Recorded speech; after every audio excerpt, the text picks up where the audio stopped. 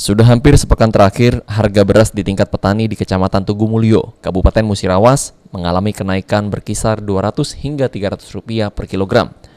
Naiknya harga beras di tingkat petani cukup membuat angin segar, di mana saat ini 1 kilogram beras seharga Rp8.000.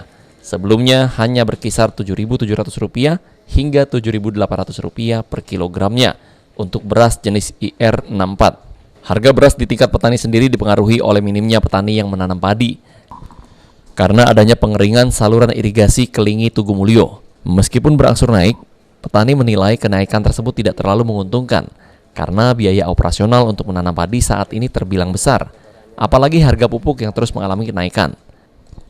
Sementara untuk pupuk subsidi seringkali kosong ketika memasuki masa tanam.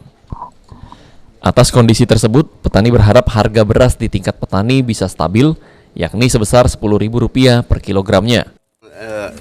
Naik, jadi biasanya 78, 77, sekarang sudah 8.000. Sejak kapan, Pak? Barusan 1 minggu ini. Belum ada untungnya itu, Mbak. Jadi kalau pas sesuai dengan pupuk obat itu mungkin 10.000 lah. 10.000 kalau petani pas. Iya, masih dapat. 10.000 di tingkat petani, Pak ya? Iya, di tingkat petani. Kalau sekarang nyari pupuk gimana, Pak? Nyari pupuk susah banget. Adanya pengerjaan perbaikan saluran irigasi diperkirakan berdampak terhadap hasil pertanian yang turut alami penurunan lantaran suplai air yang tidak ada. Trihajaria, PAL TV.